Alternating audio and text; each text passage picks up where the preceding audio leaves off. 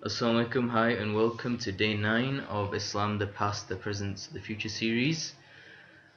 Today is a very interesting subject. Today is all about the end times, the conspiracy crew, and something that our youth spend a lot of time in.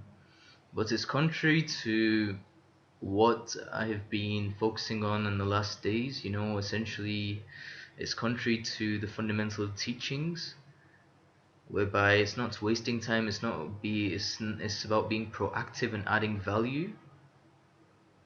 It's something that the youth need to focus more on is the end goal, the destination, and what will get you there.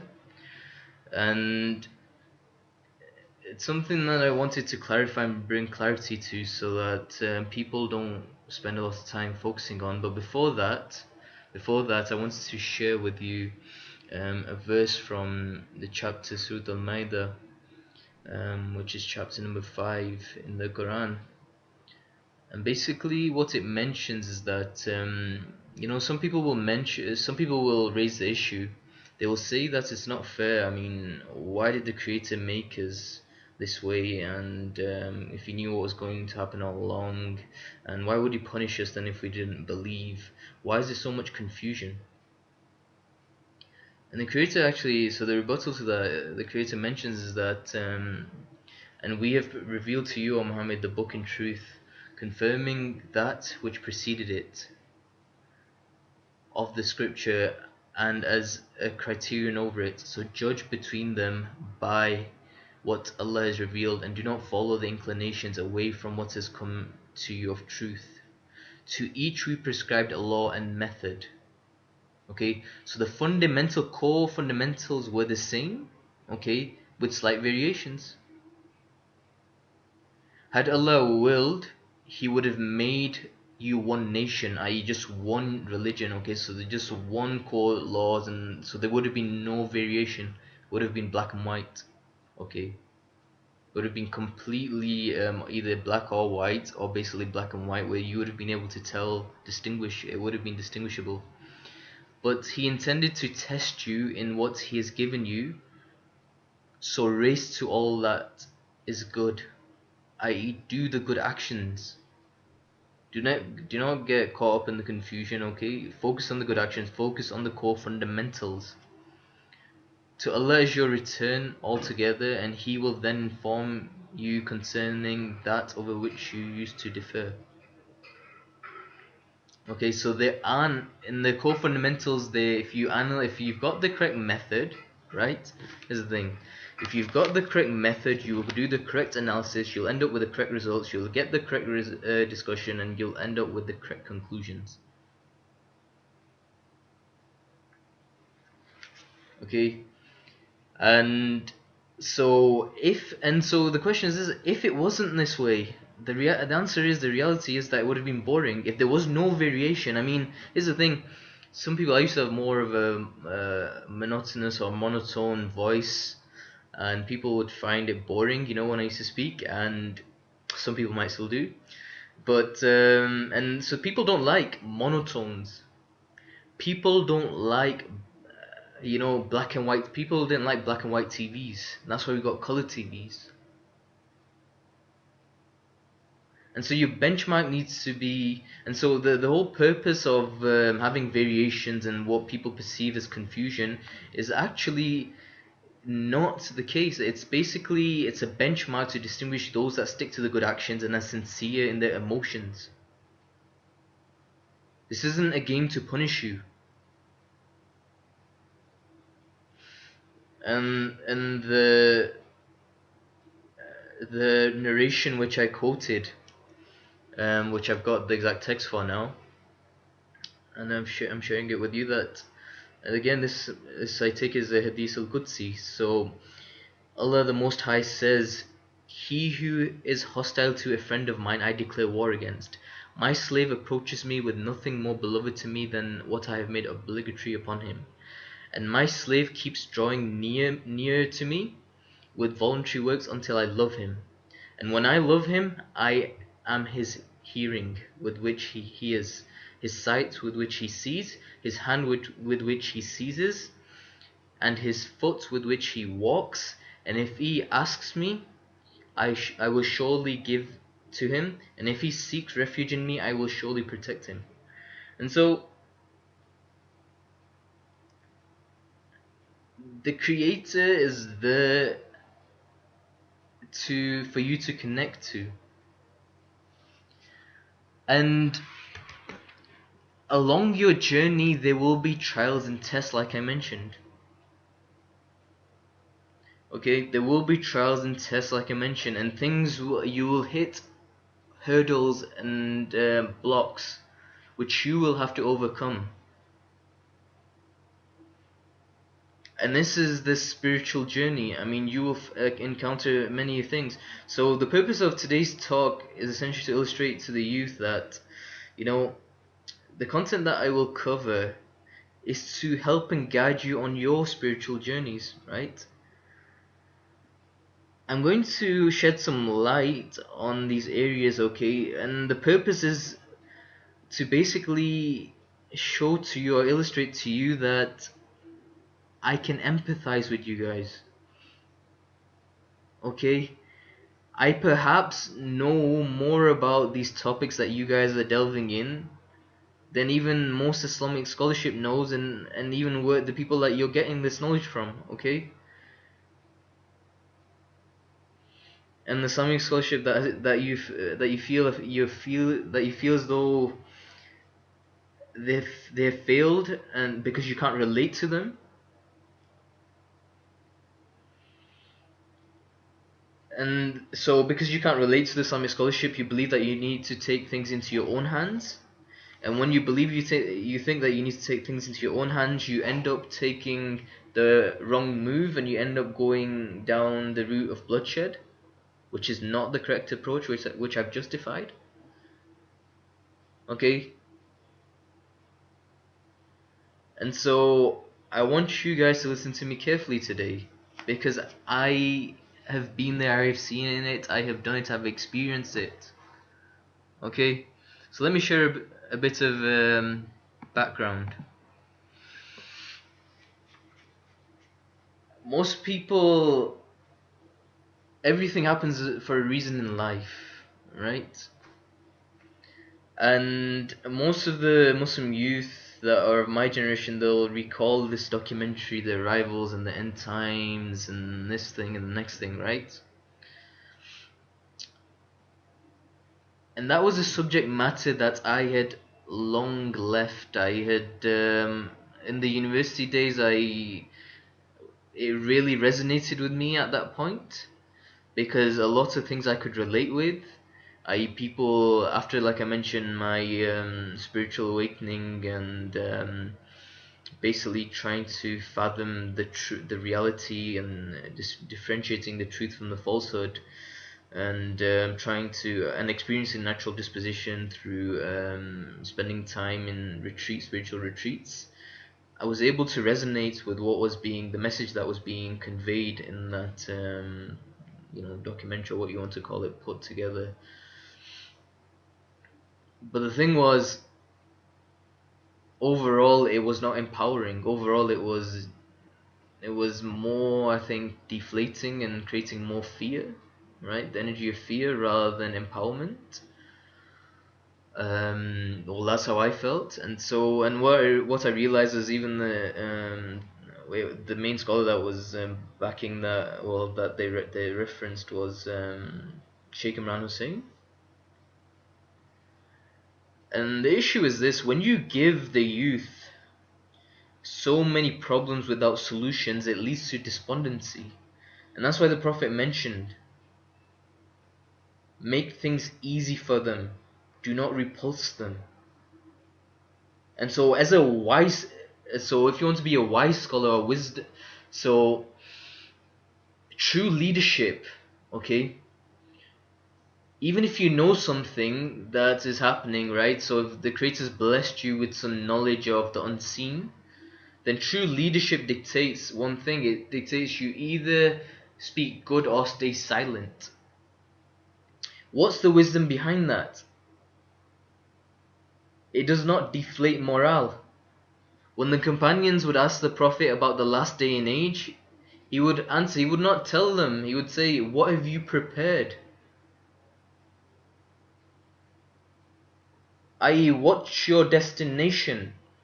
What are your goals that will take you to your destination? What good actions have you done?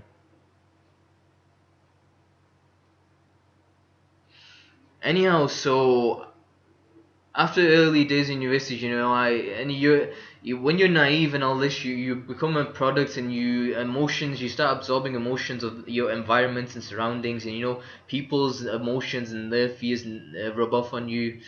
And it's a very university environments can be very messy environment from a spiritual perspective. And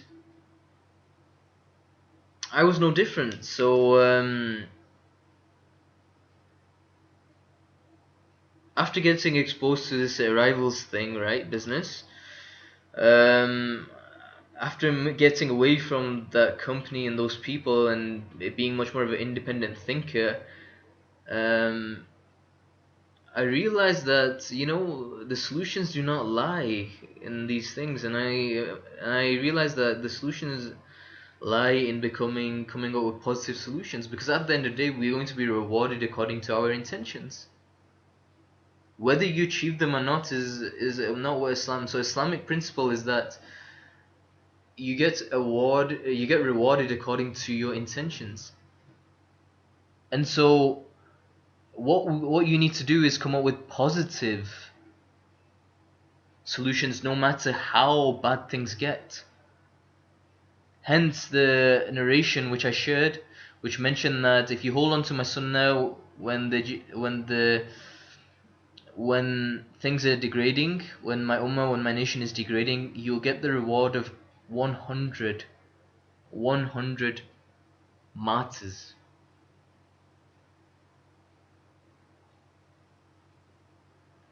Another thing Rumi mentioned, start a huge foolish project like Noah. It makes absolutely no difference what people think of you, because you're rewarded according to your intentions, not your achievements. You make your intentions and you work towards them. A bit like the incident that I shared yesterday about the man who committed all those murders and he wanted to correct his way, and you can listen to the story from yesterday's session, and the creator gave him paradise. So it's your intentions and then your efforts towards those intentions. A lot of the greats, they did not witness the end goal in their lifetimes. Most of them passed away on the pursuit. They galvanized, they created a following, they gave the visions. Even prophets, they did not see the high times, the high tide. They spent most of their life struggling and striving. People with what are visionaries and missionaries. Now you have these things, vision statements and mission statements for businesses. Where did these concepts come from?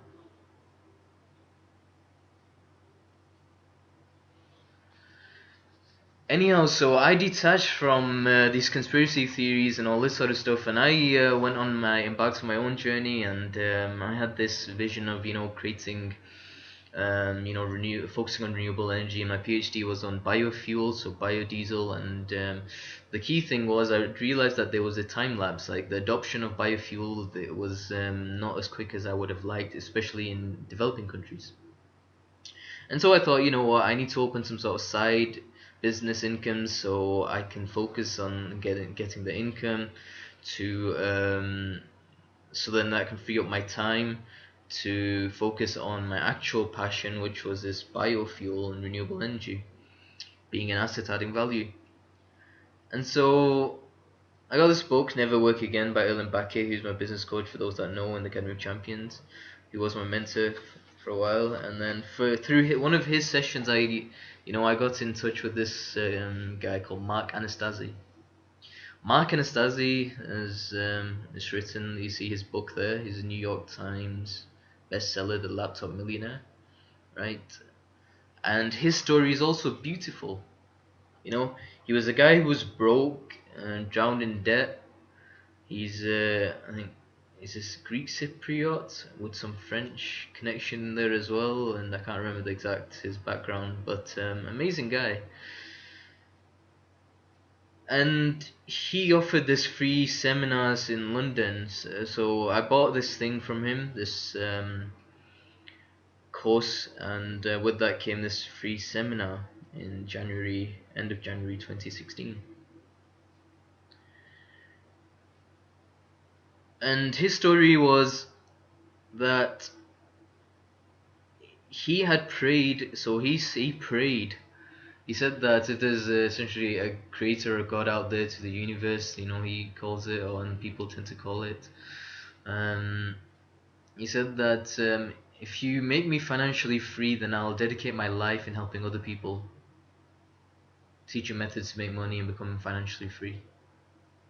So the story goes that he meets this guy on a plane, and he basically then learns from this guy how to become financially free, and then he ends up becoming, a millionaire.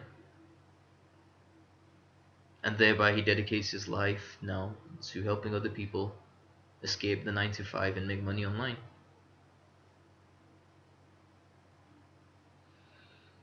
And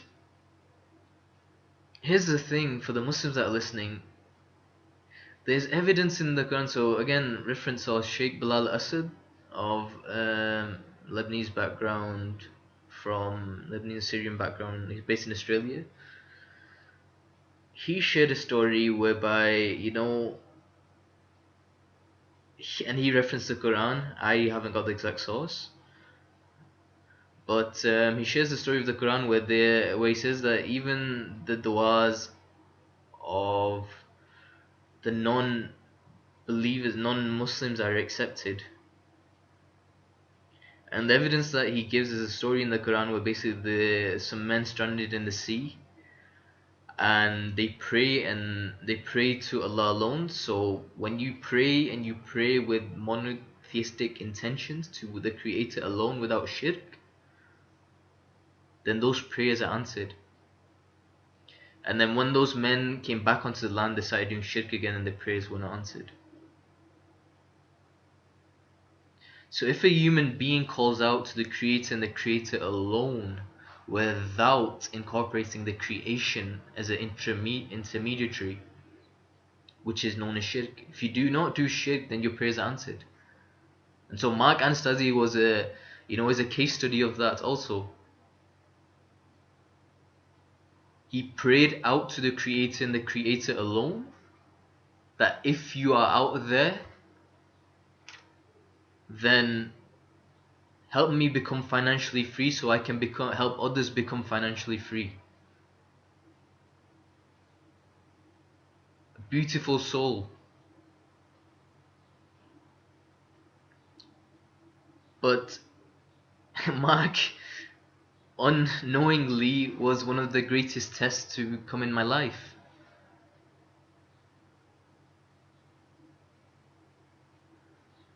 And so what happened was this: at the seminar he disclosed that he'd not been very active in the seminars, and the reason he disclosed was basically because after becoming a millionaire, so after you've got wealth, so everyone, what is it? The rat race in this world, in this day and age, 21st century, is wealth. Okay? If the rat race is wealth, then people aren't focusing on things beyond the physical realm. But here's the thing: once people like him once he had the wealth, then he wanted to explore more about this world and the universe. And so he said he spent 3 years studying spirituality. And when he studied spirituality, I mean, he made a list. So he made a list of things that he learnt on his journey. So he went to all these people that had these spiritual experiences, so near-death experiences, so people that died and then come back to life, and all sorts of people he met. And people that, so he said he knew people that had this ability to, do remote viewing, and so view from distance. And this is something that, Indigo Swan, you can look up, and extra sensory perception people that have this ability to do that. And basically intelligence agencies know of these people and they've used them, so CIA etc have used these people to do remote viewing during the war times. And this is a historical thing, so you can do remote viewing. And but anyhow, he'd been a guy, so he got into the spirituality business, and he had he'd been basically spending time with these guys, and he'd come up with this. Basically, he'd come to the conclusion that we're living in the end times. Right? He'd come to the conclusion that we're living in the end times, and he had realized these patterns. So like I mentioned, and the amazing thing was this, so why was Mark to become my obstacle now? Why did the creator make him my challenge? Because this was a guy who had hit the pinnacles of knowledge that I had hit. He was the first guy I could relate to. So in terms of triangle of communication, it's the guy that I had established peak rapport with, because everything that he was mentioning I had known. Not that I had known, and not many other people knew. So he's a guy that I could relate to. Everything, almost every word that he was uttering, I could relate to. So things that, even though, another example was, he had seen someone he spoke to someone whose family member committed suicide, and he asked them, "What are you seeing?" And he said that what I see is he keeps doing the same action again and again.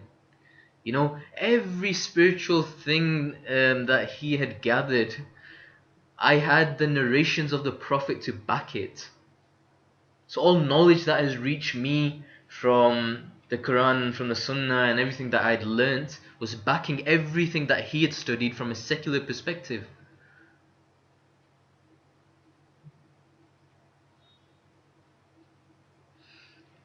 And so,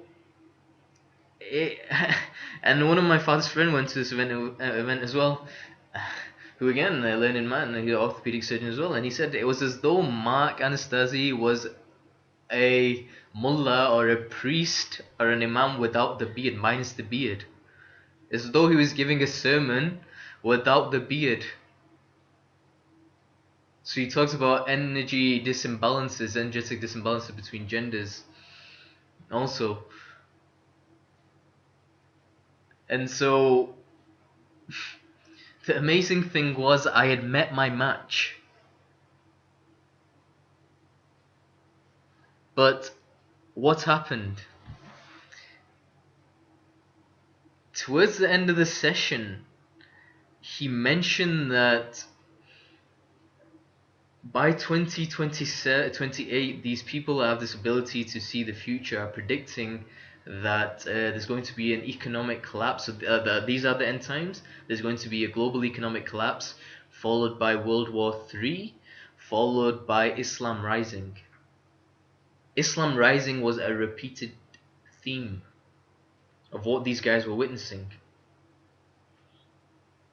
And for me, it was very exciting, but at the same time, very disturbing, and my mind just absolutely lost the plot. The excitement and the confusion was so great that literally I lost my mind. So what happened in the next following days was I sent him a message giving him the evidences from the Quran of the conclusions that he'd come up with.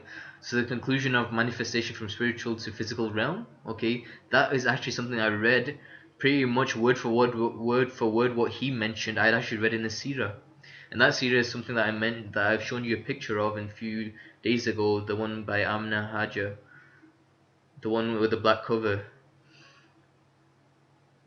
And then he'd come to the conclusion that the creator is light. Again, Allahu nuru samawati wal ard, something that I'd already, fathomed. Again, the Creator is the one source. Again, something that I've fathomed, right? Dr. Misuro Emoto's research, again, something that I'd come across. Suicide he mentioned. Again, the narration I shared with him. The predictions of eschatology, the ones that he was mentioning, I gave him reference to YouTube videos that Sheikh Imran is saying. Pretty much it backs what they mentioned. And so I said, keep up your amazing work. Then he replies, thank you, Adil, very interesting. And then he shares this with me. Sunni Islamic prophecies, the ISIS militant group believes that we're living in the end of days. And then the apocalypse and the jihadists, and then he lists the timeline of the apocalypse, which is no apocalypse, so Armageddon, Malhama, concept of Malhama, okay. And then he shares this list with me of what they are saying, and he says that these are indeed strange times we're living in. So even he, despite spiritual clarity, he is also confused, or his message implied, because he was struggling to relate between religion and spirituality. He was unable to bridge the gaps. And so, but because his energy was greater than mine at the time, what had happened was I lost it. I was unable to, because I knew the ISIS thing was a load of rubbish. But then it induced much confusion in my mind, that what is it, what's about to happen, how is it going to happen, why is it going to happen, and essentially Simon Sinek model, and then my continuum was out of place. How was Islam going to revive in 7 or 8 or what 10 years, and what's about to happen, and all this crazy stuff is about to happen, and is it true, can it be true, because and all these questions came to my mind, and until I completely lost my mind, I'd become depressed. I'd sucked my mind, my mental energy had sucked all my energy until my energy became low, and as you saw in Power versus Force, depression, I'd become depressed. I was on antidepressants. And this is the danger of getting into spirituality alone. And this is what I want to share with the youth. Yes, when you embark alone, it's dangerous. And this is, but why did I not go astray? After this message, why did I not run off to ISIS and become a jihadist and all this? Because this was a test for me. The reason is because you need good teachers, you need good mentors, you need good groundings, you need good foundations that will hold you. And so what was my next response to Mark Anastasi? Upon reflection, upon meditation, I can confirm that this is a trap to suck and lower the strong Muslim energies by exploiting their emotions. Why? Because then it leads to spiritual resistance. And then I told him about, that how these people know our religion better than us, because most of us are caught up in the rat race. Therefore we are reactive and not reflective. And I said, please stay away from ISIS, this is a load of nonsense. So even when I was weak, I was strong. Even when the shaitan, even when I was absolutely drained. Why? Because Allah is al-Mu'min, He's the giver of faith. He gave me the faith. And I said also regarding these psychics, I also explained that we're forbidden to get into those things, these psychic business, because we ask the Creator directly.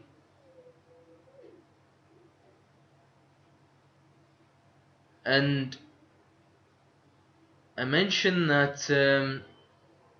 things can change. And it's not something that we need to panic over, you know? And Allah is the creator of Lucifer too. And وَيَمْكُرُونَ وَيَمْكُرُ اللَّهُ وَاللَّهُ خَيْرُ الْمَاكِرِينَ. They plan, Allah plans, and Allah is the best of planners.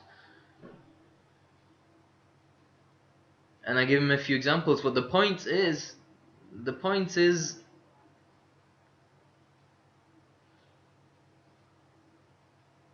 that at the end of the day, right, whichever day age we're living in, right, I concluded that in this day and age there's no such thing as jihad for us. Okay, because we do not even manufacture our own weapons. Media we do not have. Money largely we do not have. Weapons are in their hands.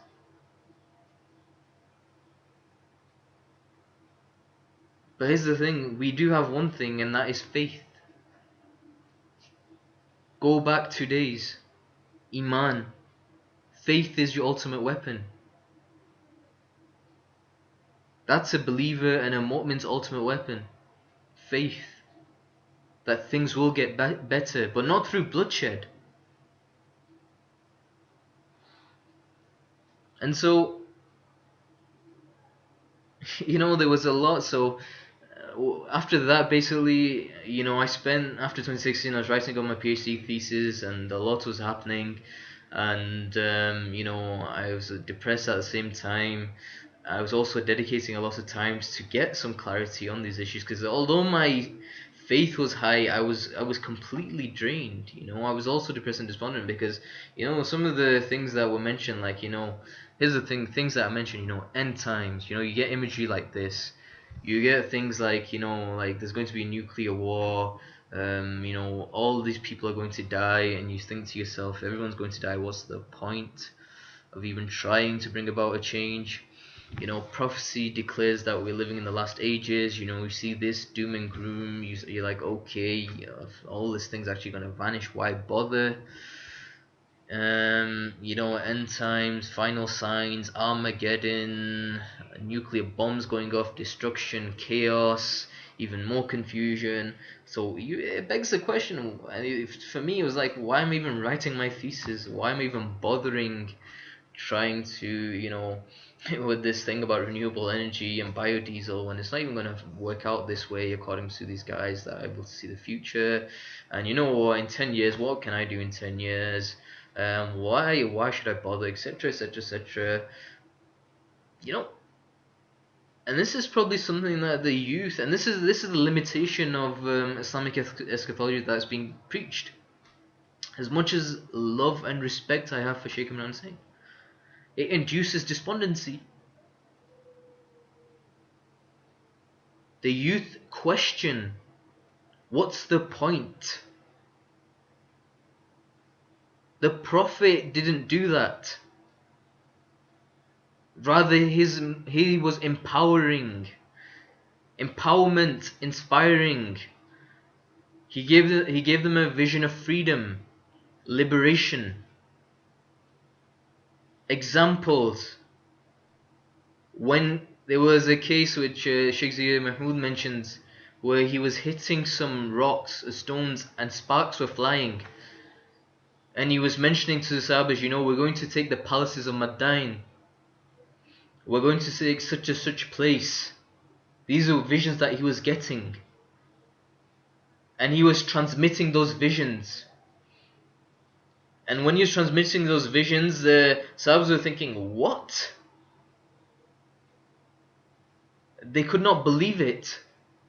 But what was that? That was visual spiritual energy transfer into the Sahabas, expanding those visions of the youth and the men. Which then what happened? They manifested.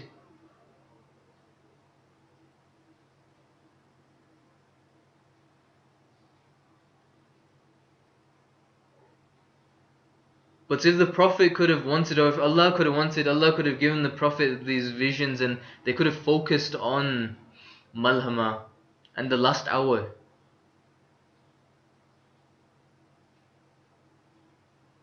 And you see narrations and narrations. And I'll come on to there are positive narrations in the end time also. Why is it? But here's the thing: because we live in a world that is being programmed on a negativity bias, curiosity favors negativity, and we also tend to gravitate towards that direction. But that's not to say that is the right direction.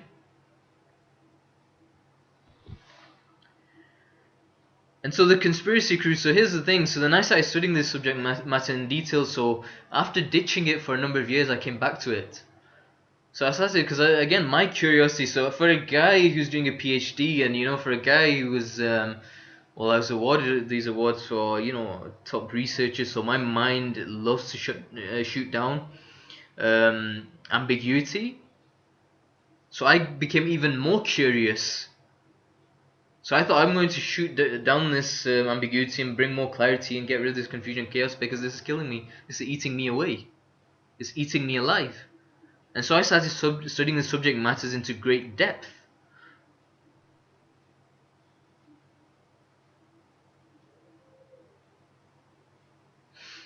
And so what essentially the conspiracy crew and what I gathered was the following. That there's something about a global economic collapse. And so, according to Mark, he said that these things are by design and they're being orchestrated. Now, I'll come on to why this Albert Pike theory of World War III. Okay, that he was given a vision by Iblis, Lucifer. So there's two types of dreams. So it's mentioned, and again, Sheikh Imran Hussain I learned this from. Again, there's someone who, despite the differences, I have great love and respect for him. He mentioned that, I learned through him that, after prophets, the way Allah would communicate with people would be through dreams and visions, or dreams. And dreams come in two forms. The shaitan, Lucifer, and his puppets can give you dreams. The demons can give you dreams, come in your dreams. Jinn can come in your dreams. And there are also dreams that Allah gives. And so for us as human beings, how do we differentiate the two? The dreams of Allah, and so now I'm bringing Sheikh Yasir Qazi into this because I learned through him this, was the dreams from Allah are pure, and you are at peace and you are at rest, so you're at love and above, based on the diagram yesterday. Based on David Hawkins' diagram, you're at a state of love and above. You're at peace, at rest. You're enlightened. Those given to a good person by shaitan, demons, Lucifer, cause unrest, a disturbance. You either wake up with a nightmare or it's frightening. And that's when the Prophet said, so sunnah of his was, when you get those, he would spit to the right and say, A'udhu billahi minash shaitanir rajim. A'udhu billah. I seek refuge from the Satan. Even when you get negative thoughts, and negative whispers come through which? The left ear. Whispers, waswasa. What are these? These are frequencies.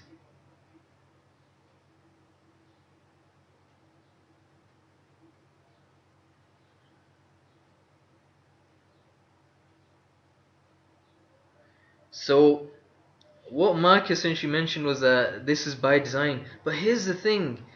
وَيَمْكُرُونَ وَيَمْكُرُ اللَّهُ وَاللَّهُ خَيْرُ الْمَاكِرِينَ. Yes, they have planned, but Allah has also planned. History was written 5,000 years before manifestation.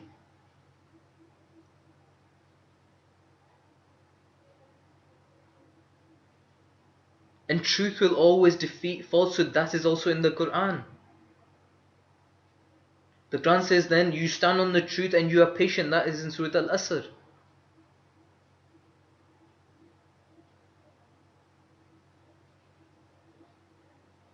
And so the other things that he did not mention, Mark did not mention, but again I knew about the Zionism and Greater Israel Project, New World Order.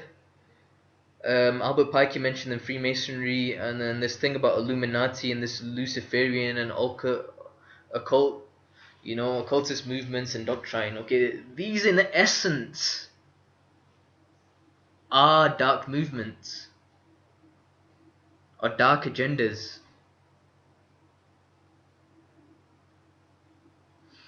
But here's the thing. Other thing I want to mention is Mark also made and shared some stuff that were not true. He made a number of he had come across a number of predictions that he'd got from these guys that were not true. For example, one of them, it was prior to the election, was that Hillary was going to be the next president, and it was something along the lines of how these guys would do it is they would. And what do these guys use? These guys use demons, jinn, to get this information. But again, jinn are deceived. They deceive. The king of deception is the Dajjal, okay, in the physical realm. But the Dajjal's, the father of the Dajjal is essentially Lucifer, or his partner in crime. Father and Dajjal probably goes into all these theories, but the point is, the partners in crime.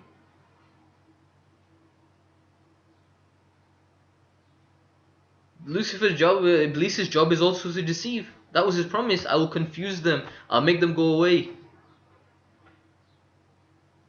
I'll cause chaos. I'll get them to go away from your remembrance.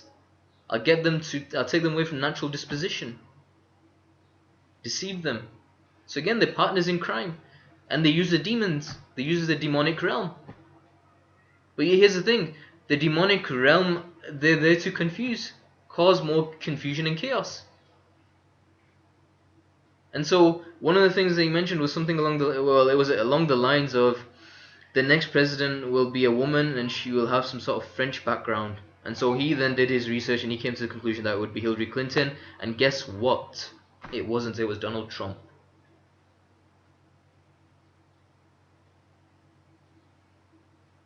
Again, points to the evidence, the email that I sent him, where I gave him the story of Salahuddin, where the soothsayers had predicted that Salahuddin would have gone and conquered Jerusalem, that he would have lost an eye. And Salahuddin's response was, even if he had to die, or even if he had to lose his limbs, he would be prepared. Because people of faith are not scared.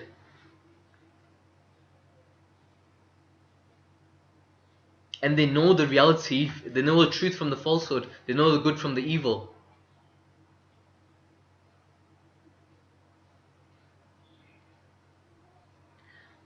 Cowardice does not exist, is not a Muslim characteristic. True Muslims are champions.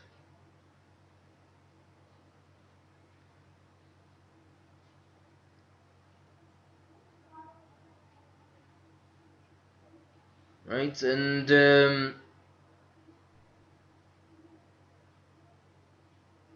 so a lot of confusion, a lot of confusion occurred in my mind when it came to these end time prophecies, especially because, this concept of World War III and then Muslim fighting and then armies, and then this Mahdi concept, Mahdi fighting and he has an army, and then Jesus coming with a sword, and then he's going to slay the Antichrist, and then you will fight the Jews, Zionists, right? And then so many to so few Muslims at the time of Mahdi, right?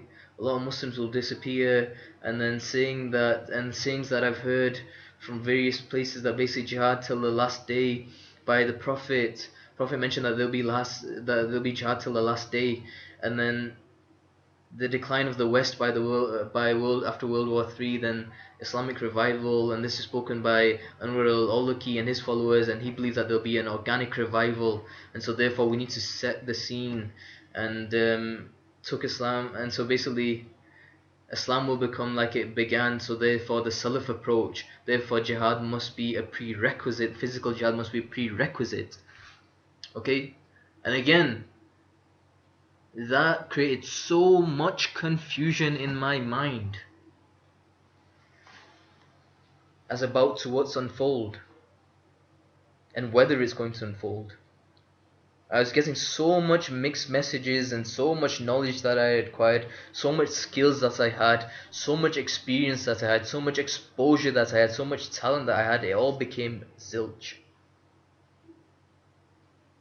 This was the greatest test in my life. For a guy who doctors would come to when they were deeply depressed, and I was creating models, and I was discussing with working with psychiatrist consultants, snapping doctors out of depression. For a guy to then become depressed,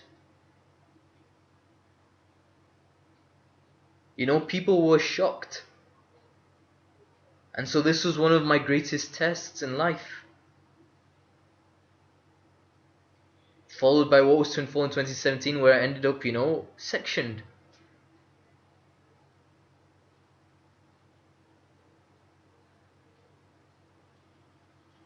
And so, my message for the youth, and I will go into these things in much more detail now, but my message for the youth is, do not go into too much depths with these things. I have taken it, so I have been there. And section is you end up in a mental institute.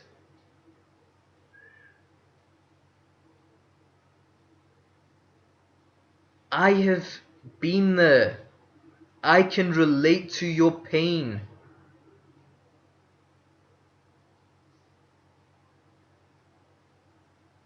I have done this 10-day series to eliminate the confusion, to bring clarity.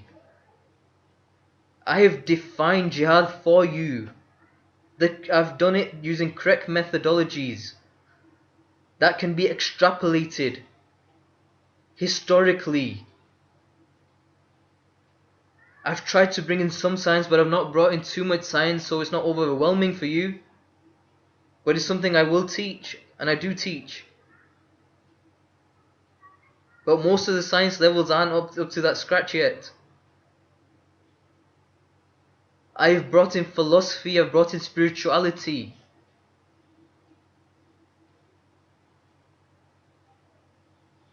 And so, what I'm about to share with you, understand, but do not go and waste time on these things.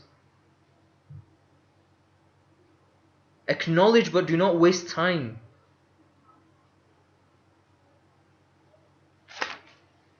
Right, so I'm going to go through these things, right?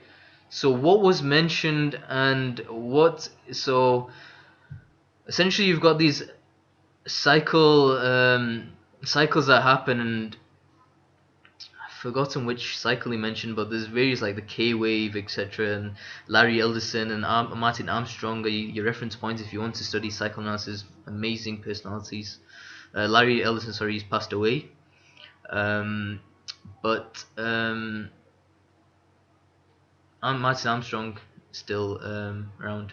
You can look his stuff up. But anyway, these guys are so shady that they put things into that they, these hidden societies and conspiracy things. They're not really hidden at all. They blatantly do it. Why? Because they tap into the other realms and they know they get good ideas of what's about to unfold, but they never have the 100% because they're always deceived. And then they'll present it, so they'll make forecasts like this. So 1988, okay, in The Economist. So I was born in 1990. This is way before me. So actually, no, sorry, not way before me. 2 years before. 2 years before, but a prediction or a projection for 2018. get ready for a world currency, and the coin looks a bit like a Bitcoin, and the other paper money is going away, is being burnt. Centralized control. A phoenix bird.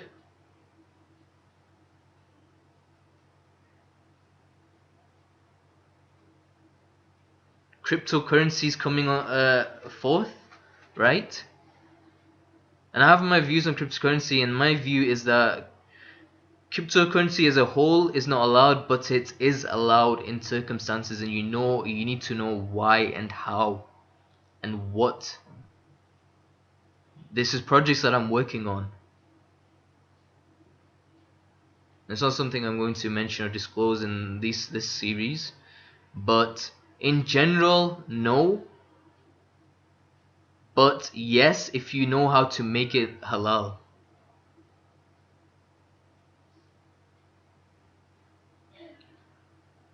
The Greater Israel Project, Zionism, Yodid Yinon, strategy for Israel. Okay, again, conspiracy theories. A lot of stuff. So some people back away conspiracy theories, but you know what? Funnily enough, some of most we're finding out are conspiracy facts.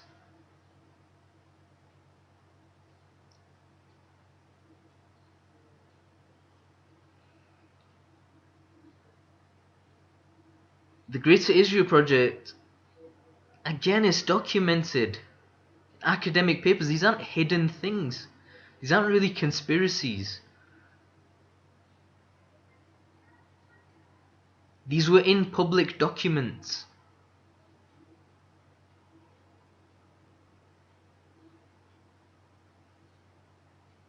Like I mentioned in the Psalms, it's mentioned about those he who watches over Israel. Right? These people are following Psalms. They're trying to implement Windows 98, the example that I gave. The analogy that I gave.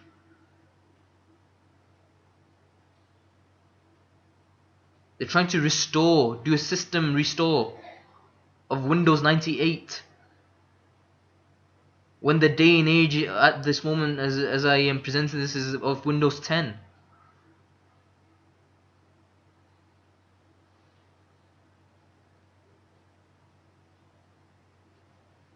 And the bottom line is, as far as the Muslims are concerned, right, this is my message for them.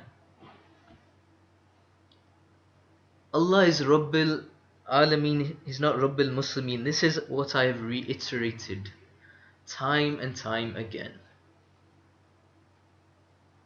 Allah is not obliged to favor the Muslims. I have studied the lives of those that have been behind these movements, specifically the Zionist movement. Why the Zionist movement?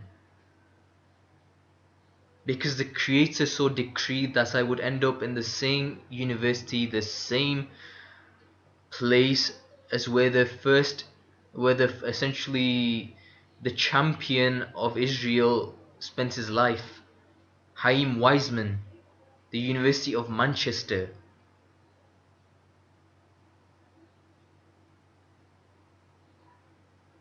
He was a chemist. Not too far, so we, as an undergrad, and so for those of friends that are listening and classmates that are listening, the lectures that we would have in Roscoe Building, not too far away from Roscoe Building, that same road, there's a chemistry building. In the chemistry building, when you would walk down the corridor, you would see a statue of him with his books and letters to the University of Manchester. You read his life and you realize why they got what they got, why the Creator gave them what they got.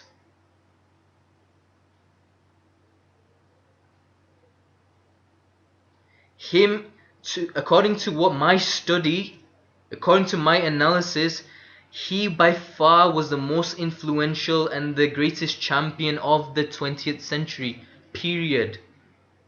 And you have had some amazing personalities in the 20th century. How do I justify this statement?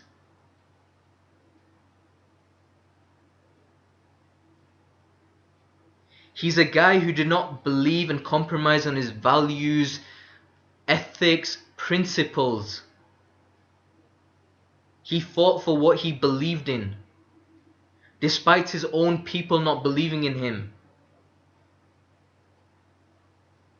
Example, Theodor Hertz, who is known as the overall,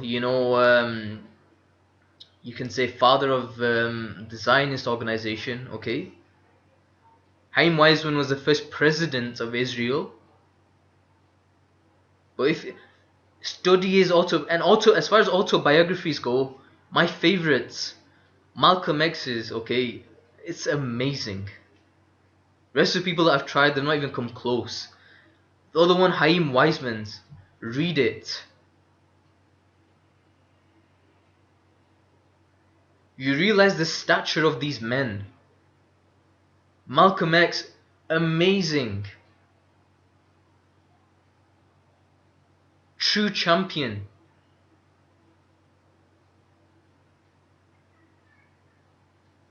And the closest match to Chaim Weizmann would be him. But what was so special about Chaim Weizmann? Let me share with you. Chaim Weizmann was an academic, right? He was an activist for the Zionist movement. Okay, the Brits had offered 2 places, Ethiopia. Well, the Zionists had on table Ethiopia, but they wanted Palestine. Okay, both which were under British rule.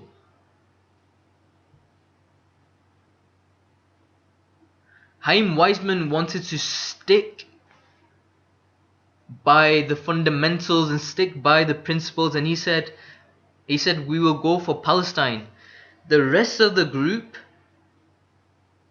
said no, so they were willing to have a zealot approach and have much more of a softer approach, and they said no, let's take Ethiopia and settle with Ethiopia because the Jews need a land, and once we're good and strong enough, then we will go for Palestine. Chaim Weizmann disagreed, and then he moved to Manchester in what he called as exile, retreat. Could we correlate this to a jihad or a passion for something less, for something more of value, for something less? Ditching your people and your movements and place, going into exile, retreat. Could we also correlate this to itikaf? Retreating? Or hijrah, moving? But anyway, so he moves to Manchester and he does not know the language. He is not cared about the money. If you read his biography, he tries to make ends meet. He does whatever he needs to do to make the days tick. Every spare time that he has, he utilizes that time to lobby the governments and all the influential people for what? Give me Palestine? My people want Palestine?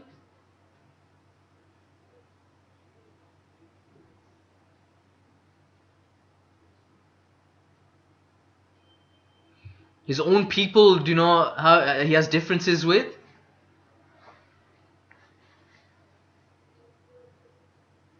He's constantly lobbying. He makes trips down to London, whichever train he can afford or whatever he can do. Lobbies them. He's active. He's not passive. He's not there talking. He's walking the walk. As well as talking the talk, he's walking the walk. Unlike Muslims, they're just talking and talking.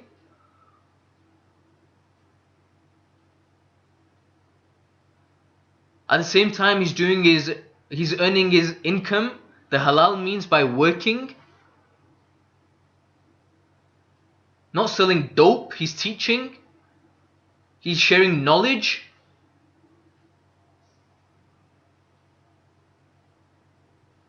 He's carrying out experiment and research in the labs in Manchester.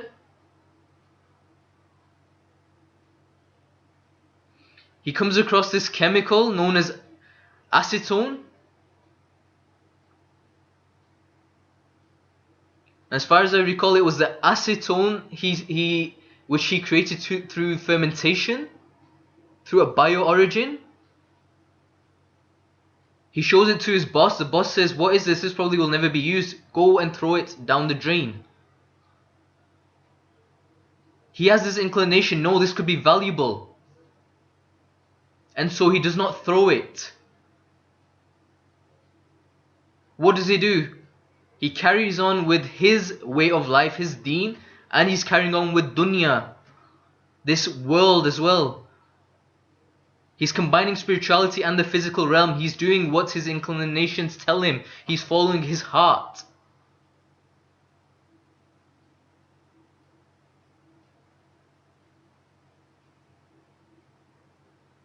Ala bi dhikrillahi tatma'innul qulub. Only in the remembrance of the Creator does the heart find peace.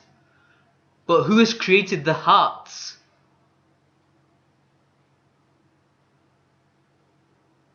Is it easy to go against the status quo and remain peaceful? And be able to sleep at night? Or is money everything? How many people are there wealthy and unable to sleep?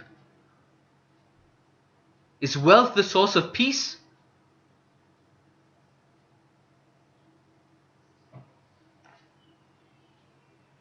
And then story and history unfolds.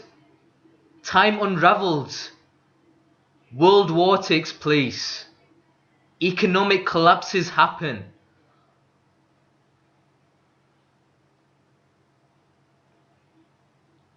The Brits are fighting the Germans.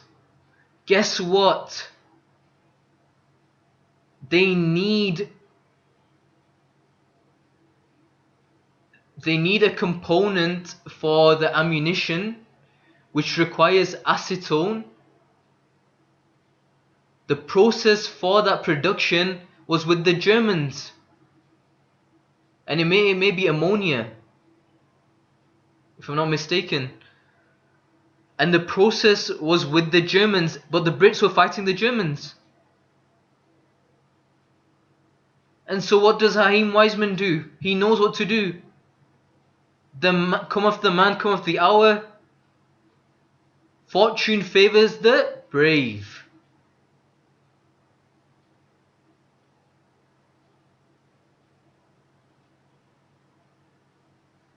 They commission plants in the US, which produces it. He becomes a wealthy man. Not only does he become wealthy, he then also becomes influential. The Allied forces defeat the Germans.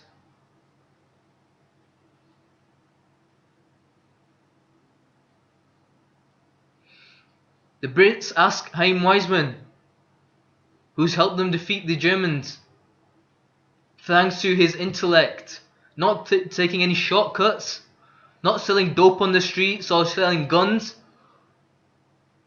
not through shedding blood. The Brits ask him, they say to him, what would you like in return? How can we return the favor?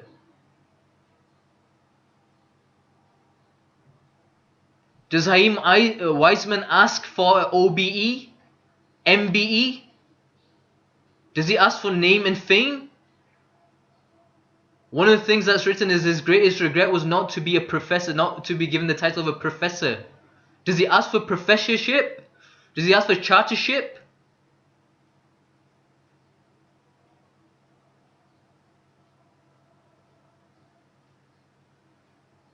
Does he ask for wealth? Does he say, give me even more money? Does he ask for name and fame, wealth? No, why? Because he was a man of substance. He's a man of principle. What does he ask for? He asks for the state of Palestine in return. What does he get? What do the Zionists and the Jews get? People of Jewish faith get? They get Palestine. One man's battle. One man. Even Theodore Hertz the father of the guy who had the vision. He was nothing. He was willing to compromise, bow down, compromise. Chaim Weizmann, the one man, it was a one-man band. It was his struggle. And they got what they didn't even believe they could get. What they believed was impossible became possible.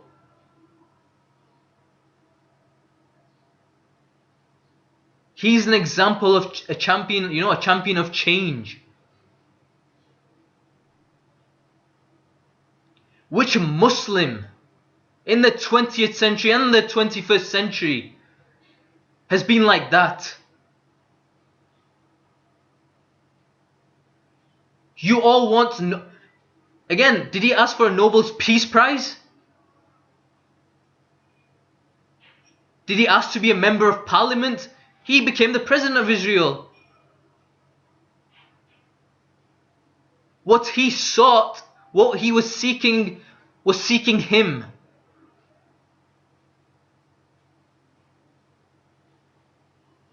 What he sought, he got.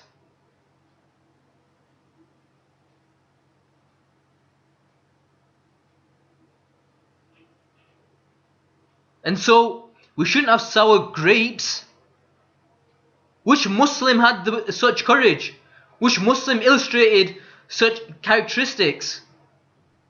Which Muslim had such bottle?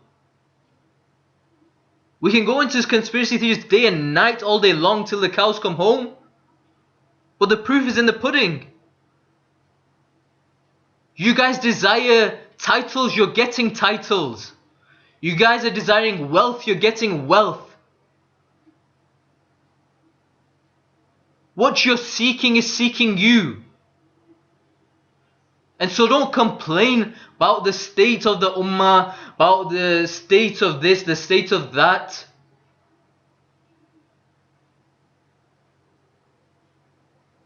And don't go and complain about those that have gone on to do this and have ill feelings towards them and hatred towards them. And don't resort to bloodshed because you're not good enough. Raise your game.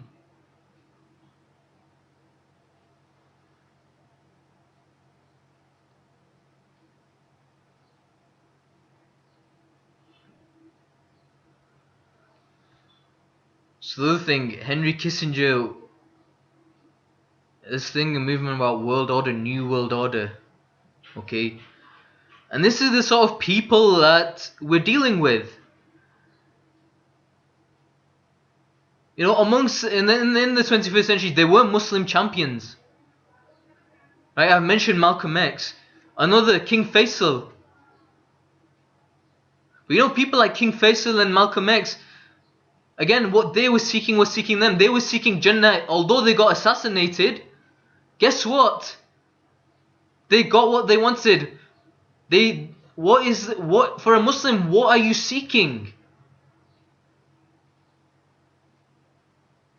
If you're seeking your destination, you will get your destination. You're seeking Allah and His Rasul and those that love, and those who Allah loves, and those who love Allah. You'll be united with those. If you're seeking Jannah, you will get Jannah. The means of how you get Jannah is irrelevant then. King Faisal was another champion who put these guys, who made these guys panic. 1970s. The oil embargo. US was crumbling. It took this guy to fly over and crack this joke to King Faisal. He said, "Can you refuel my plane? I need to get back." King Faisal says, "Come to my tent." He doesn't find the joke amusing, rightfully so.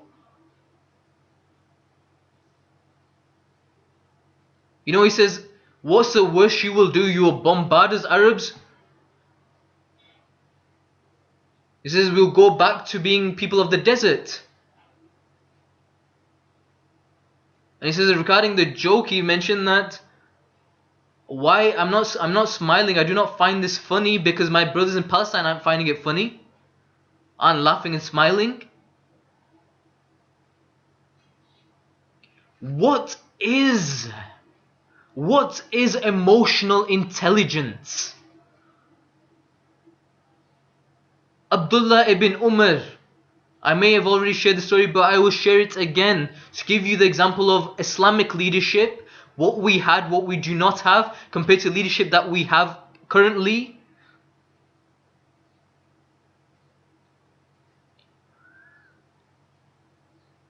Again, something incident that was shared in Itikaf.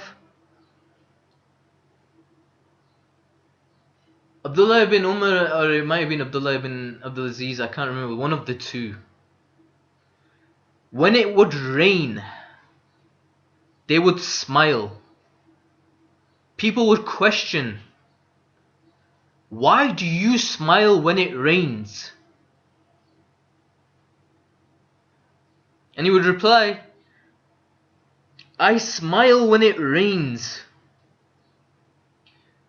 Because when it rains, the water hits the ground.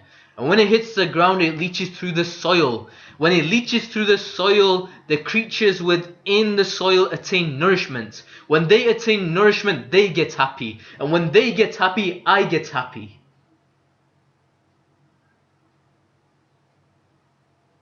This is emotional mastery. When your happiness becomes the happiness of others. That is a quality and a sign of a true leader.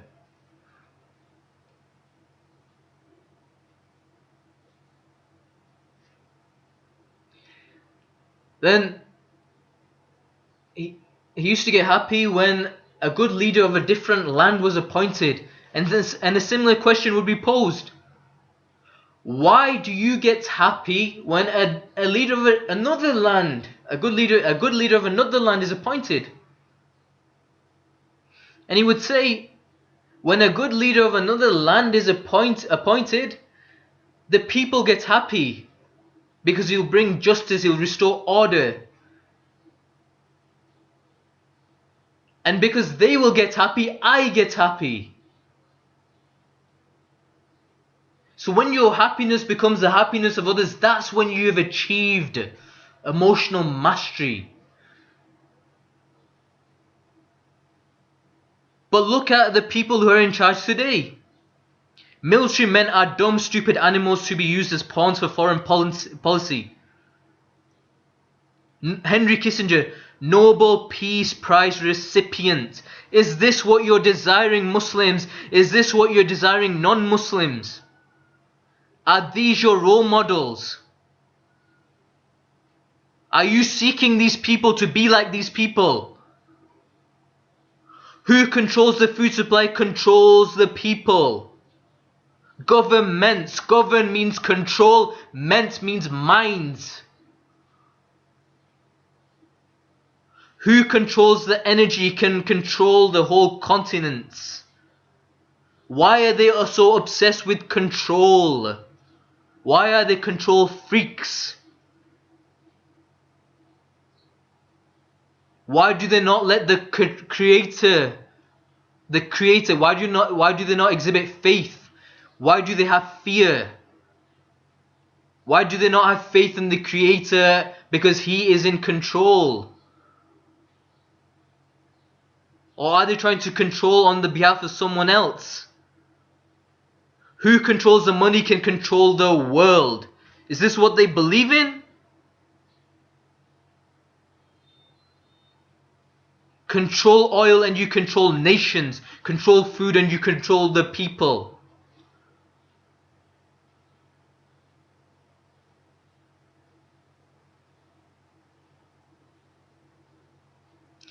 You know, I don't know how people will end. Because yahdillahu li nurihi man yasha. But if Henry Kissinger sticks to this and he passes away on this, all I can say is, you know,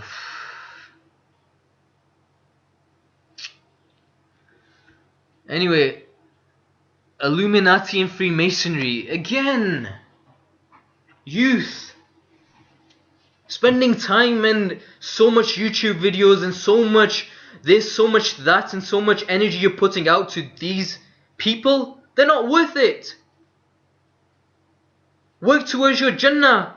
Work towards your destination. And work towards the goals that will get you to your destination. Illuminati, from what I gather, my little knowledge, and I've not bothered, I don't care. I don't want to go much into these guys. From the little that I did, research I did, there were essentially, some scientists who rebelled against some monopoly of some Roman cathedral, and they believe that they are God's people. 2,000 years are waiting for the Messiah, and they're still persistent as hell in waiting. And this is aligned with the Jewish faith, as they rejected Jesus and they're still waiting for the Messiah to come and see. And yes, there is correlation with the Antichrist Dajjal. Yes, there is correlation, which I'm not going to deny, with these. The Freemasons, apparently they weren't satanic, but there are people that also basically they were rebellious in nature, but they gave refuge to Illuminati who excelled in their ranks, those that were satanic.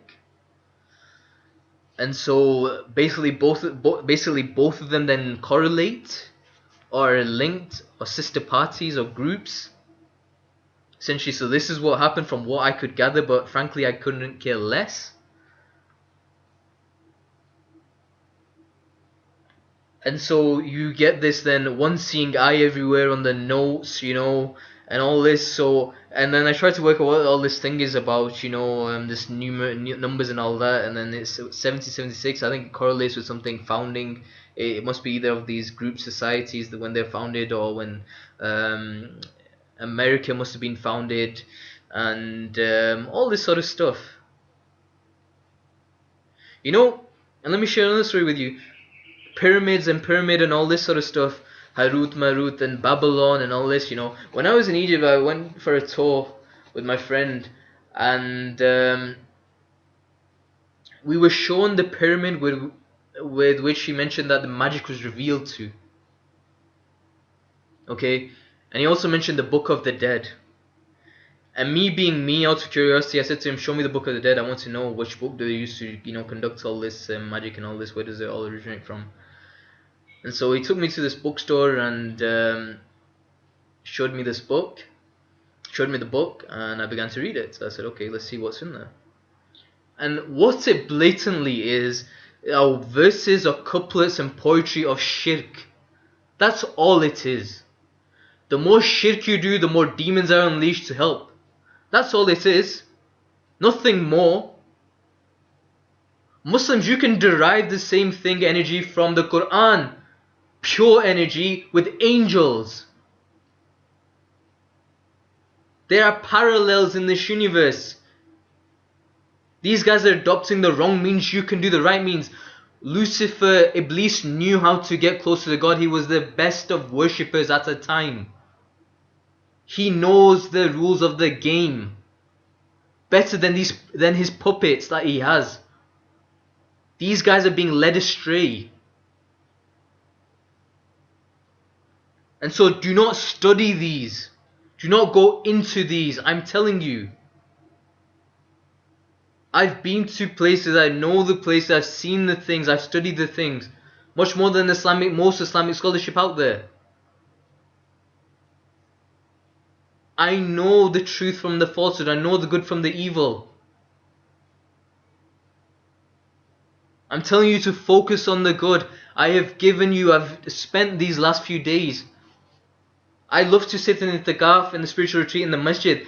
I have decided I was going to dedicate the 10 days to these things. To bring clarity in this age of confusion and chaos.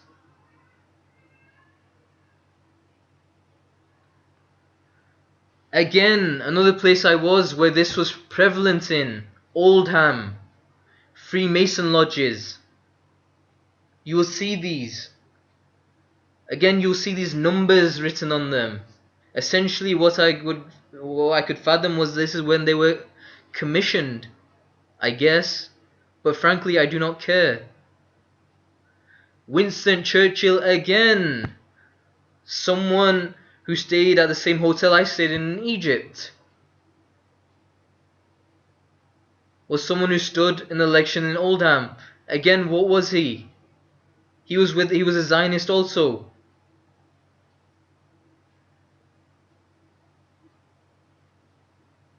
But he's a man who believed in what he believed in.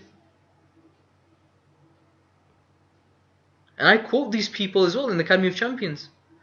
Benjamin Franklin, founder of the United States. George Washington, George W. Bush, Bush family, Freemasons. They have a hospital in Texas, the best orthopedic hospital. Okay, over there's a plaque inaugurated by Bush, Freemasons. These aren't hidden groups, they are proud, loud and proud. Secret society is told to us to induce fear. There's nothing secret about it. It's to induce fear that we then become more quiet in front of them. Evil does not defeat good, and good does not defeat evil. The active displaces the passive.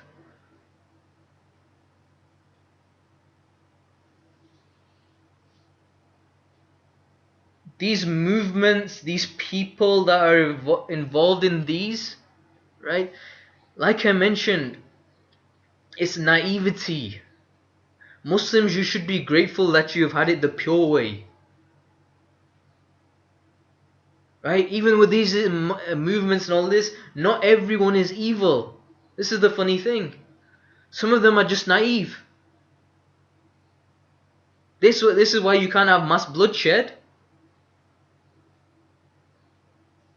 We cannot hate individuals. We can have hatred towards movements or ideologies or theories that we do not agree with, and hate is a strong word also. We can have disagreements with. Because those people that get to high levels of spirituality, they realize that hearts with hatred cannot have love in it. They cannot exist. And so, what you have to acknowledge them, understand them, understand the movements, but you have to also understand and acknowledge that there are naive people in there, right? And again, Benjamin Franklin, I'll share with you something about him in a second, but Islam and Freemasonry, this is what I picked up again. Wikipedia again. Wikipedia is Wikipedia. Wikipedia is often in scientific and academic world. It's not even taken as a credible source. Right. So this is incredible stuff, but it's a topic that I don't frankly care about. Right. But I'm just getting stuff across to people, to the youth especially, to not waste time. Okay, because this is the stuff that they will go and do. So I'm doing the homework for them, so they don't have to go and waste more time on. Right? So, essentially, what does it say? It says something like Islamic and anti-Masonic thing. Okay, anti-Semitism, so Zionism, so are correlated. So Illuminati, Freemasonry, and Zionism, there is a prevailing trend. Okay, which I will accept. Okay, which is linked to this re-emergence of this Messiah, which us Muslims believe is the which will be Dajjal. Dajjal, al-Masih, Dajjal, the false Messiah, the one-eyed deceiver, the deceiver. Okay. Again, there is this conflict with the Jewish faith that they have not accepted the Christ, the coming of the Christ in the first time. The only two faiths that have accepted the coming of the Christ the first time are the Christians and the Muslims. Okay, and this is where it's written in the Quran that in terms of faith, the those that will be closest to you will be of the Christian faith. I think this is in the Quran, but the scholars can correct me on this. This is written, so it's from somewhere. I've not plugged this out thin air. It might be a narration of the Prophet, but those that will be more soft towards you will be those of Christian faith. And funnily enough, Mark Richards, he mentioned that the Jewish faith are the ones that abuse the Christian faith to implement things such as usury and things that weren't mentioned in the faith. So the Christian faith have sort of been exploited in the 21st century. Many countries Masonic do not allow Masonic establishments, so Morocco and Turkey have lodges, okay? While in countries such as Malaysia and Lebanon, there are district lodge, grand lodges. I do not know much of a difference, I do not frankly care. In Pakistan, Zulfikar Ali Bhutto placed a ban on Freemasonry lodge buildings. Apparently, someone mentioned to me that the Luciferian doctrine also exists in Pakistan now. So things have changed. I don't know about Freemasonry and the parallels in that. But the bottom line is this. The bottom line is this. It does not matter. Lodges and all these are places of worship for them. Okay? We have our places of worship, masajids. Why are our masjids empty? The evil does not defeat good. The good does not defeat evil. The active displaces the passive. Fill your masjids.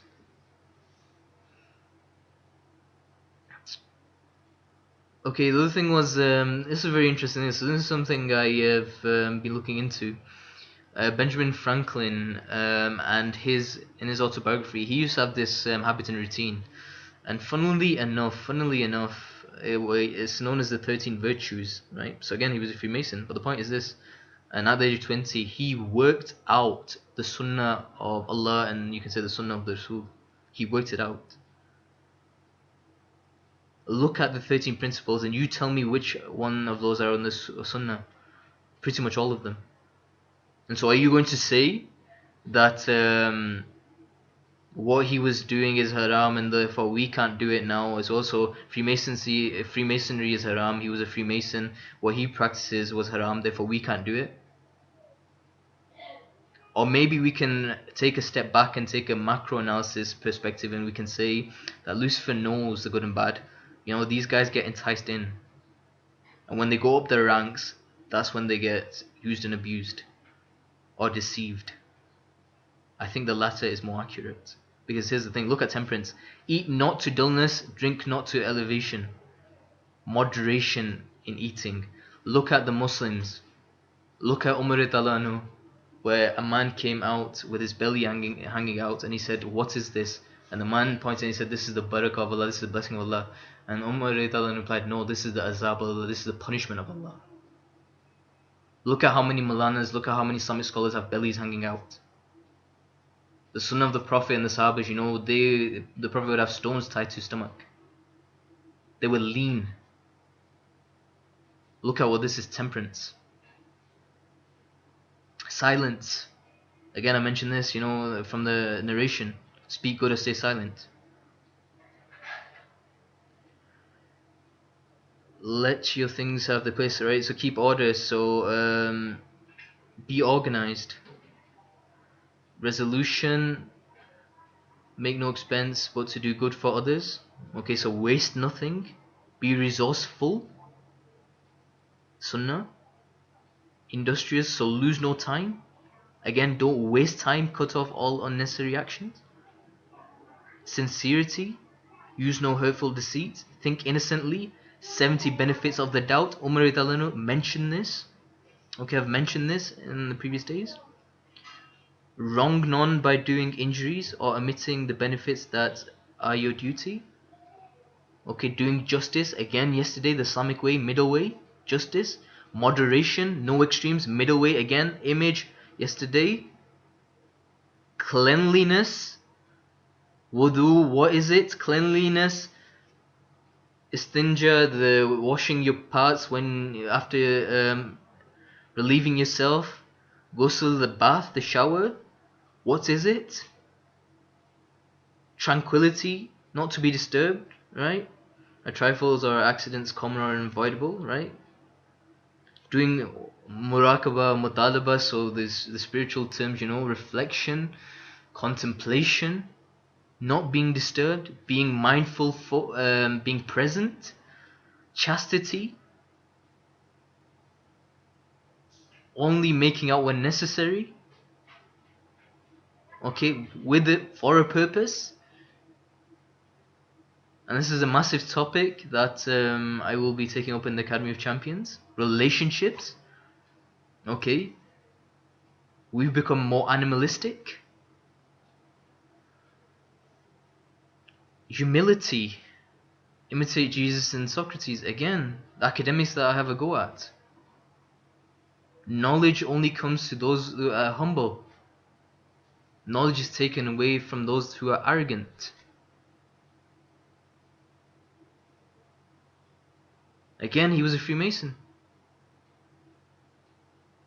So are you going to say, you know, another expression is Pancho ungliयां एक जैसी नहीं है. So are all the five fingers the same? No, they're not. So even in these institutions, there are differences. I'm not trying to justify them, but the point is we are not the judges.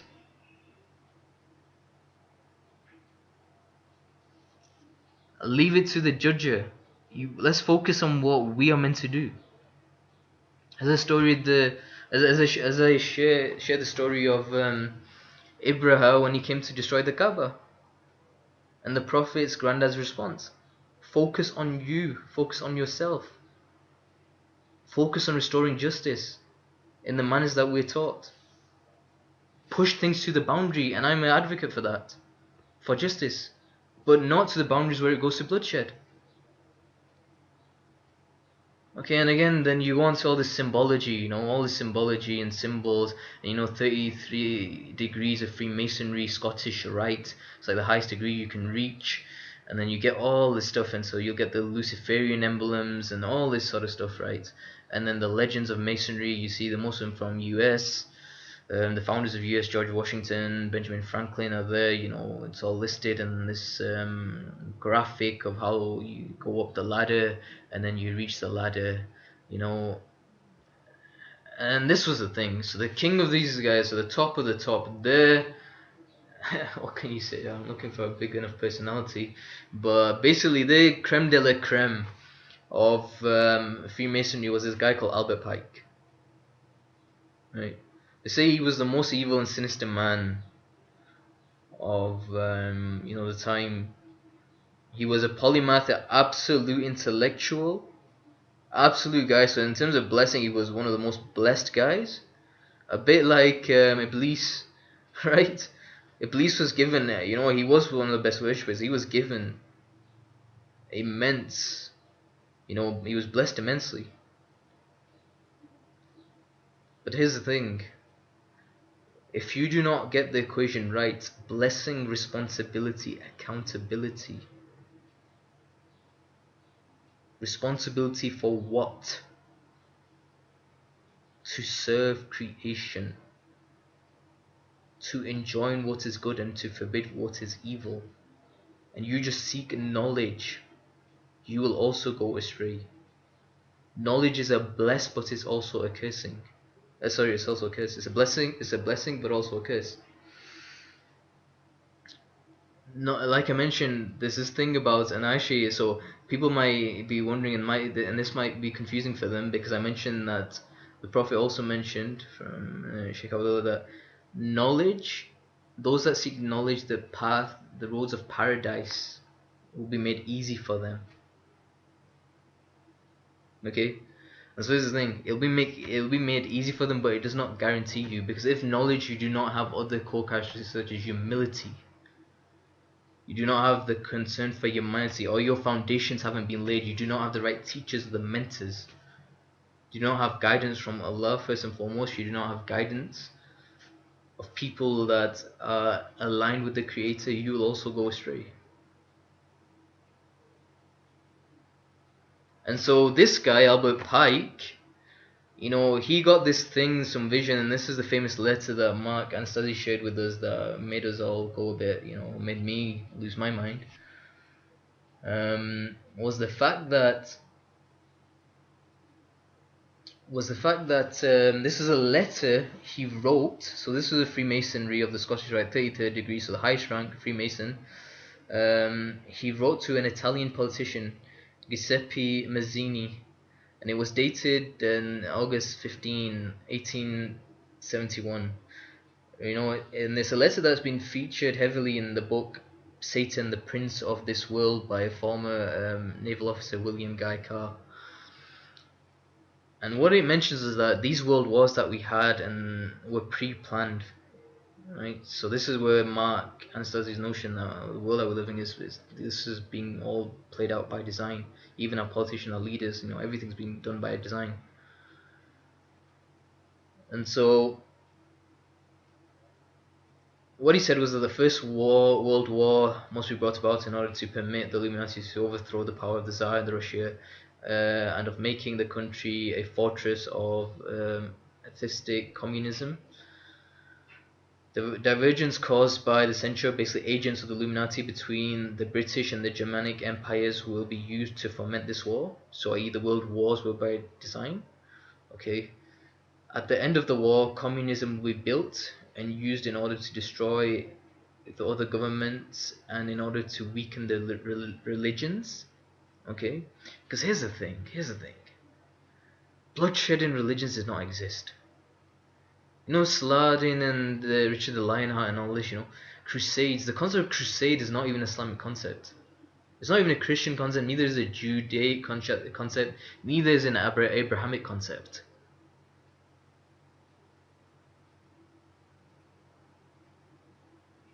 It's a synthesized, it's a fabricated concept.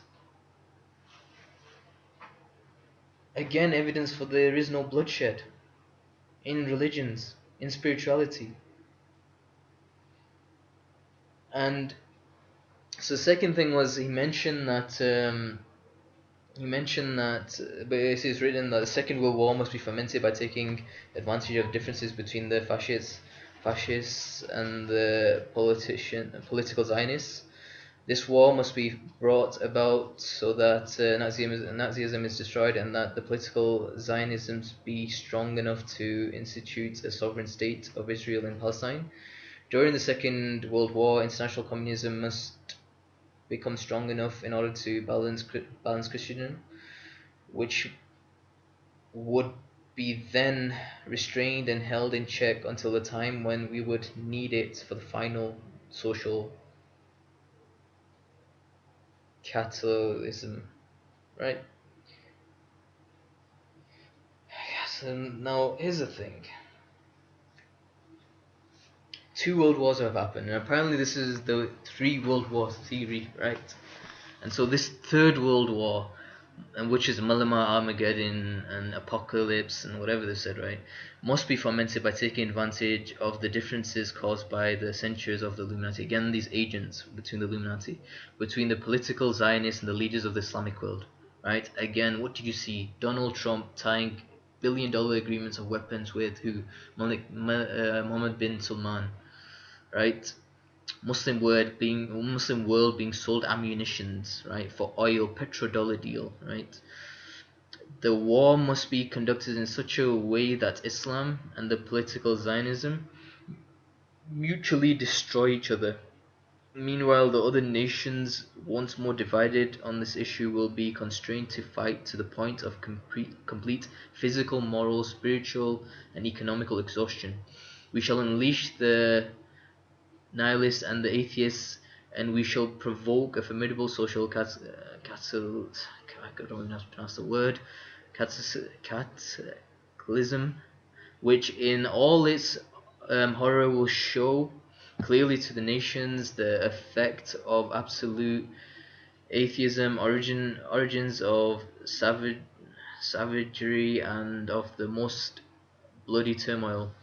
Then everywhere the citizens obliged to defend themselves against the world minorities of revolutionaries, where the bottom line is this, I can't even bother reading it. Bottom line is this: they have a plan, they have an agenda, right? Of bloodshed, of turmoil, of a bloody turmoil, of degrading humans until they become animals, and we're witnessing this day by day. Okay, but here's the thing.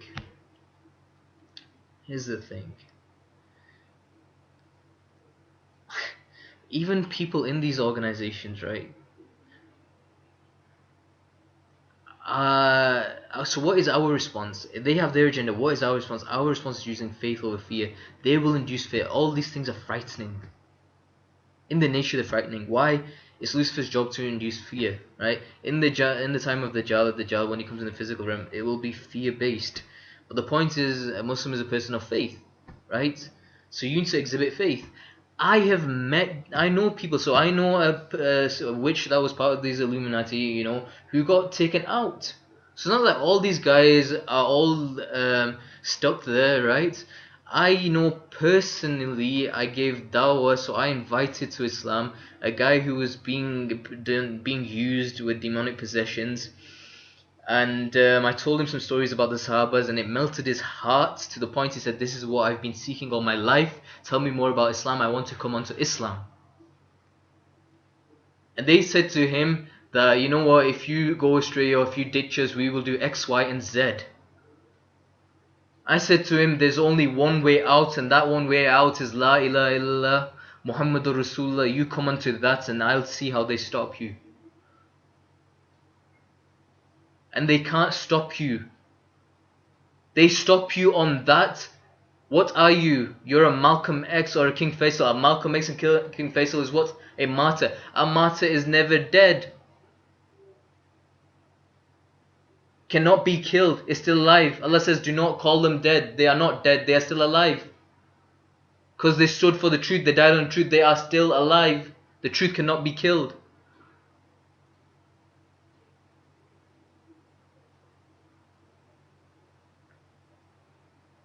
And so our response is not that of fear.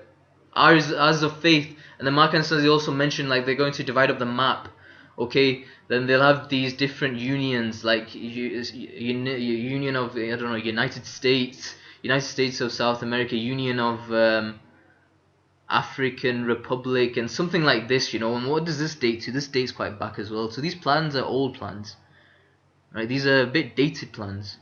So this is a map of the New World Order, right? British Commonwealth of Nations, all this stuff, right? And then you have this thing, Illuminati. Illuminati, hidden organization. They're not hidden. Go on the website, Illuminati officials. Go on to those people that fund them. They're not hidden. It's public. And again, everything tied to them, all these organizations, whatever, right? And again, do not focus on these organizations. Do not be scared of them. Do not be scared of the individuals involved in them. You disclose the truth through your means, through the Quran. Raditu billahi rabba bil islami dina Muhammadin sallallahu alaihi wasallam nabiyya rasula wal Quranu kitabi. Teach them the truth to what has come to you, i.e. the actual truth, because the falsehood will perish in front of the actual truth, because falsehood in its nature is bound to perish. I know people in all these organizations pretty much. Well, not all, but most of these are linked, associated. Not personally, but I know them, right? And the point is, not all of them are evil people. Is that they've not been blessed with the Quran. And this is why, so people question, is Jannah only made for Muslims? So some people wonder and ask me, is Jannah only made for Muslims? And what about those that don't know about Islam and all this? What about non-Muslims? And here's my answer. Blessing, responsibility, accountability. Muslims, you've been blessed with the Quran. You've been blessed with the truth. Your accountability will be much greater, because your responsibility is much greater. It's just that you don't realize it.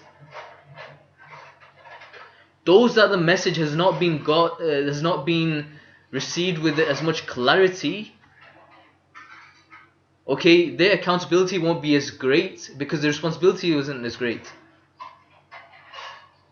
We have a greater responsibility because we've been blessed with more. They weren't blessed with more to begin with,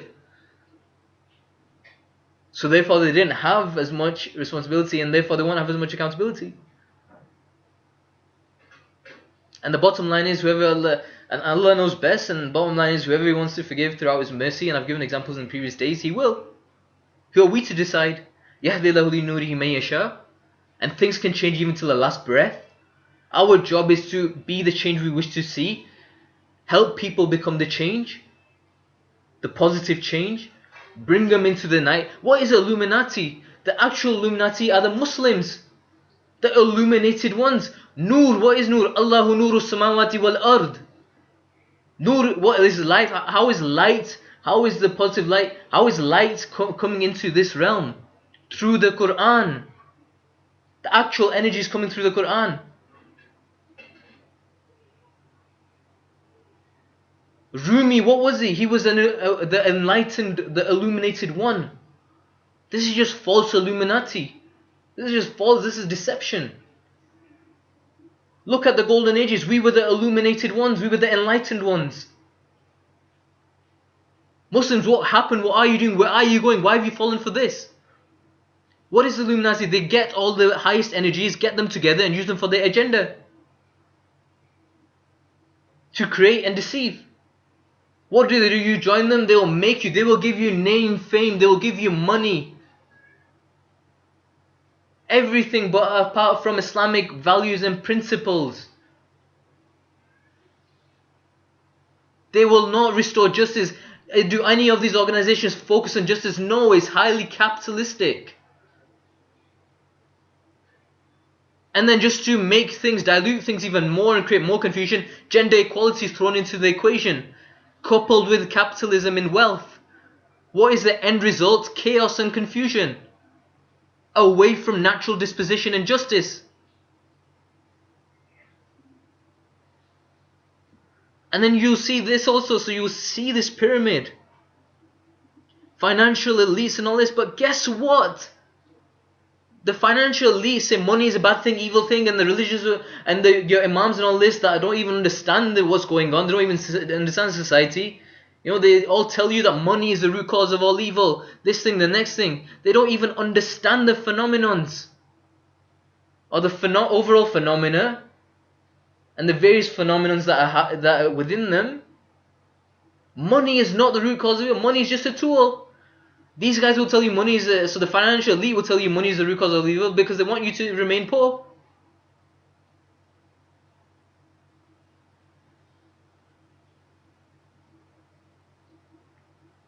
It's what you do with the money. And again, fear is no response. Use faith to respond. Yes, there's corporations. Create your own corporations. Governments, ditch the governments. Like I mentioned, history is repeating itself. Like the time of Rumi. Rumi had governments. There was fear. There were things like corporations.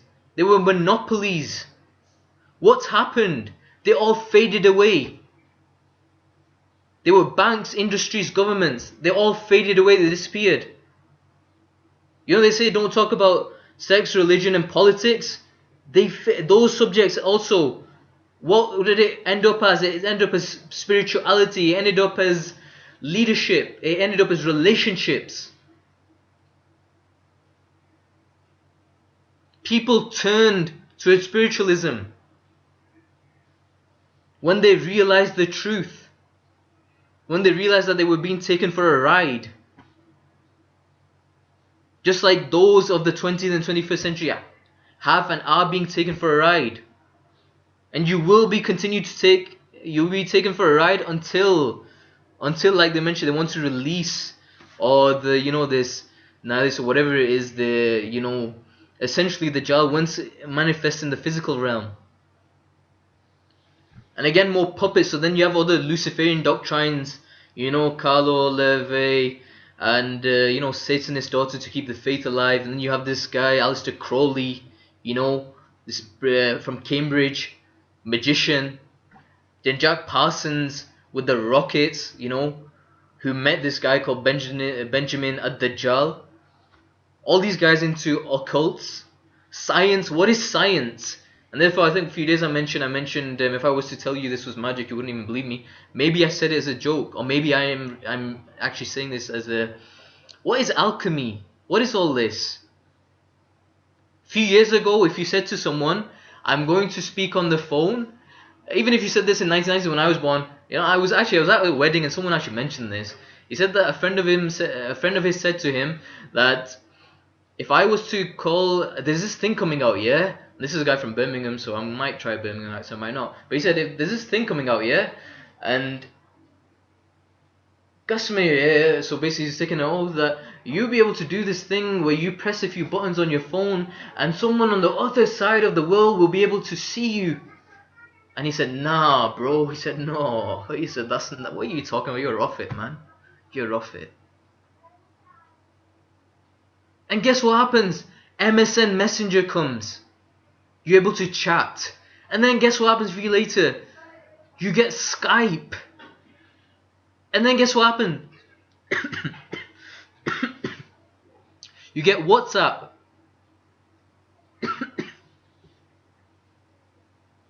Then you get Snapchat. Then you get then you have this Facebook. You get all these things. Where are these things coming from? What's the history of Silicon Valley? Have the Muslims studied it? Non-Muslims, have you studied it?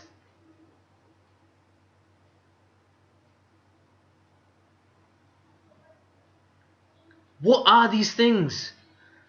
And here's the thing, not only Muslims are getting into this, non-Muslims are getting into this, and for example, different faiths, Christianity, and the point is this, the point is that we need not to waste time on these things, okay? It's written from an Islamic perspective, it's written, وَيَمْكُرُونَ وَيَمْكُرُ اللَّهُ وَاللَّهُ خَيْرُ الْمَاكِرِينَ. Okay, but they plan and Allah plans and Allah is the best of planners. Okay, in terms of timeline, in terms of continuum, right? Again, where is our faith derived from? I told you the source is from the 99 names. Okay, Allah is Mu'akhir, Allah is Muqadim, sorry. So He delays and He can make things faster. Again, do not worry about when the timeline is. You focus. Like the Prophet said, what have you prepared for the tomorrow? If you die tomorrow, forget 2027, 2028, what these soothsayers said, right? What if you die tomorrow? What is your accountability going to be? That's one thing you need to question. Okay?